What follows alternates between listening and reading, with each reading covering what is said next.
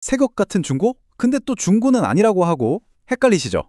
바로 리퍼비시 제품 이야기인데요. 이 단어 아마 들어는 보셨을 텐데 정확히 이게 뭐다 하고 딱 설명하기는 좀 애매하셨을 거예요. 오늘 제가 그 개념 아주 확실하게 정리해 드릴게요. 자, 리퍼 제품 하면 많은 분들이 딱 이렇게 생각하시죠? 그거 그냥 누가 쓰던 중고 아니에요? 하고요. 사실 뭐 그렇게 생각하는 게 당연할 수도 있어요. 그리고 바로 그 질문이 오늘 우리가 파헤쳐볼 가장 중요한 핵심입니다. 네, 맞아요. 솔직히 리퍼비시라는 말이 그냥 중고를 좀 더 있어 보이게 포장한 단어 아니냐 이런 오해가 꽤 많죠. 그런데 진실은 생각하시는 것과는 좀 다릅니다. 지금부터 그게 뭐가 어떻게 다른지 제가 확실하게 보여드릴게요. 그래서 결론부터 딱 말씀드릴게요. 아닙니다. 리퍼비시는요, 새롭게 꾸미다라는 뜻의 영어 단어에서 왔어요. 이게 그냥 쓰던 물건을 쓱 닦아서 파는 게 절대 아니고요. 반품된 제품을 전문가들이 싹 뜯어서 수리하고 또 꼼꼼하게 검사해서 거의 새 제품 수준으로 다시 만드는 그 모든 과정을 말하는 거예요. 그러니까 뭐랄까, 말 그대로 다시 태어난 제품인 거죠. 아니, 그러면 대체 어떤 과정을 거치길래 다시 태어났다고까지 말하는 걸까요? 궁금하시죠? 자, 지금부터 그 꼼꼼하고 체계적인 재탄생의 여정을 저랑 같이 한번 따라가 보시죠. 이 과정이요, 무려 6단계나 되는 아주 깐깐한 절차를 거칩니다. 자, 첫 번째, 일단 반품되거나 쓰던 제품을 수거하는 것부터 시작해요. 그리고 두 번째, 외관은 물론이고 기능, 부품 하나하나까지 샅샅이 검사에 들어갑니다. 만약 여기서 문제가 발견되잖아요? 그럼 세 번째, 당연히 정품 부품으로 완벽하게 수리하죠. 그리고 네 번째, 새 것처럼 반짝반짝하게 세척하고 재포장까지 마칩니다. 근데 여기서 끝이 아니에요. 다섯 번째 단계가 진짜 중요합니다. 바로 제조사의 까다로운 기준에 맞춰서 성능이랑 안전성을 다시 테스트하고 인증을 받아야 해요. 이 모든 관문을 다 통과해야만 드디어 마지막 여섯 번째, 보증기간까지 딱 붙여서 재판매될 자격이 생기는 겁니다. 어때요? 생각했던 것보다 훨씬 더 철저하고 깐깐하죠? 자, 이제 리퍼비시가 뭔지는 대충 감이 오셨을 텐데 이걸 더 확실하게 알려면 우리가 자주 헷갈리는 다른 단어들이랑 비교해보는 게 최고예요. 뭐 예를 들면 리유즈, 리사이클, 리메이크 같은 거요. 다 리자로 시작해서 비슷해 보이지만 사실은 완전히 다른 개념들이거든요. 뭐가 어떻게 다른지 한번 볼까요? 자, 이 표를 한번 보세요. 이렇게 보니까 차이가 확 느껴지시죠? 제일 먼저 오늘 배운 리퍼비시는 애플 인증 리포폰처럼 수리하고 복원해서 다시 파는 거고요. 리유즈는 우리가 흔히 아는 중고거래, 그냥 있는 그대로 다시 쓰는 거예요. 그리고 리사이클은 플라스틱 병을 녹여서 다른 걸 만드는 것처럼 아예 원재료 상태로 돌려서 재가공하는 거고요. 마지막으로 리메이크는 낡은 천바지로 가방을 만드는 업사이클링처럼 아예 새로운 디자인의 다른 제품으로 재창조하는 거죠.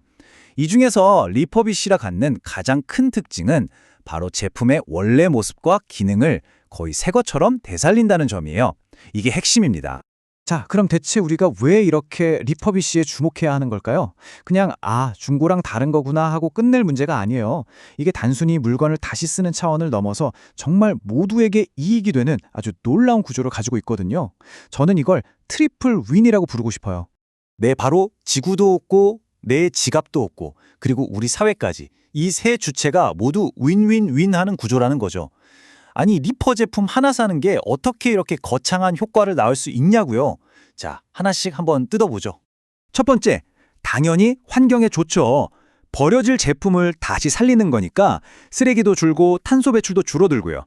두 번째, 경제적으로도 이득이에요. 만드는 회사는 생산 비용을 아끼고 우리는 새 것 같은 물건을 훨씬 싸게 살 수 있잖아요. 그리고 마지막 세 번째, 사회적으로도 의미가 있습니다.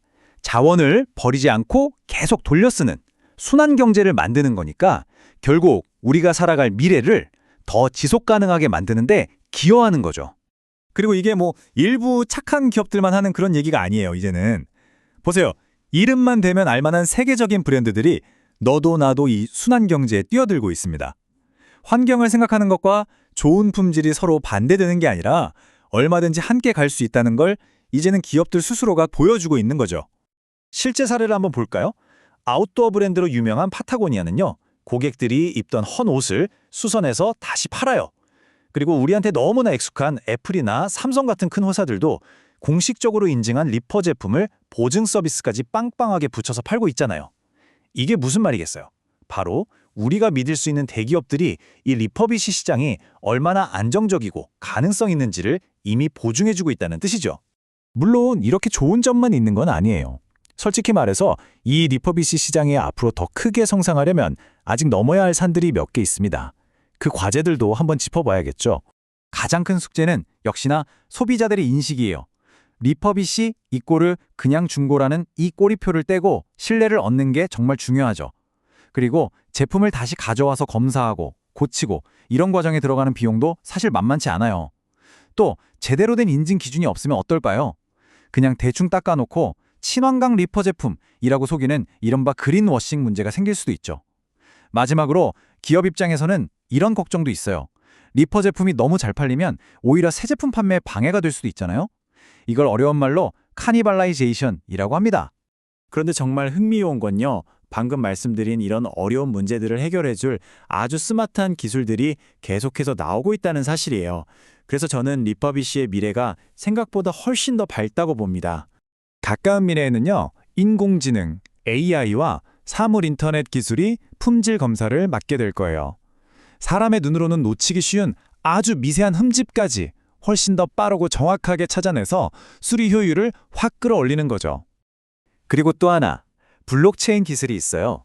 이게 마치 제품 하나하나에 디지털 이력서 같은 역할을 해주는 거예요.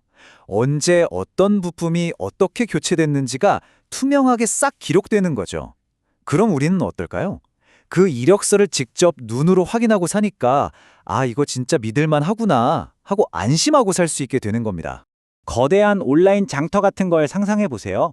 브랜드, 우리 같은 소비자, 그리고 리퍼비시 센터를 하나로 쫙 연결해주는 그런 순환경제 플랫폼이 앞으로 훨씬 더 많아질 거예요. 그러면 우리는 안 쓰는 물건을 더 쉽게 팔 수 있고 또 좋은 리퍼 제품을 찾는 건 더 편리해지겠죠? 그리고 마지막으로 정부가 직접 나서는 공식 인증제가 도입되면 어떻게 될까요? 시장에 확실한 기준이 생기는 겁니다. 이 마크만 있으면 믿고 사도 된다라는 강력한 신호가 되는 거죠.